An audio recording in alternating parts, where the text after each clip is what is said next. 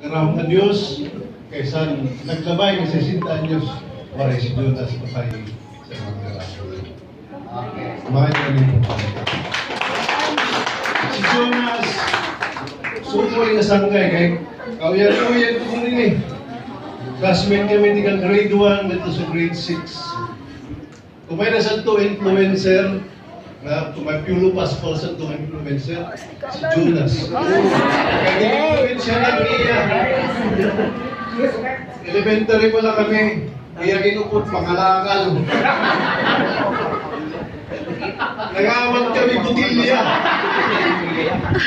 Pangawat na butilya, ganito kami sa sirong sa balay, kaya tingawat kay butilya.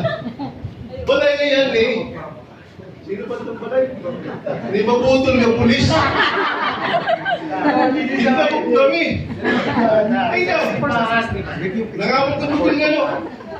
Oray God, sir. Sino man ni mo tatay? Ano man ni Jonas? Si Uloy. Di ba ng trabaho? Sa Sampro ko. Ikaw? Ba, kaya ba ni tatay, pulis doon pa rin si tatay. Ikaw, sino mo tatay? Dahil si Uloy Liwan. Mahay doon. Si Jonas, padiskarte ini, buti ay pa.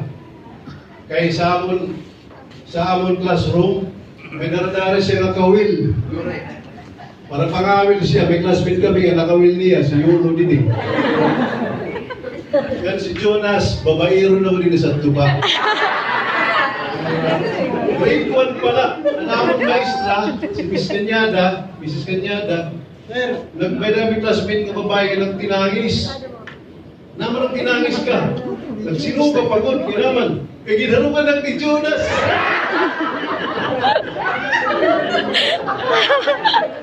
Jonas. Susa pala ito, susa. Palagi na sila pamilya ang palagi sa namong kasangkayan. Jonas, happy birthday.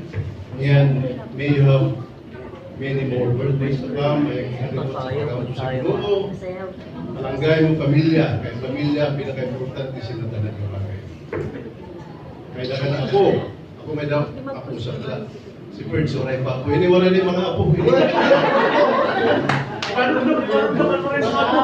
So, si Jonas, makikita natin mapalangga siya mag-isang kayo. Kaya kadamos hindi ka nabisita.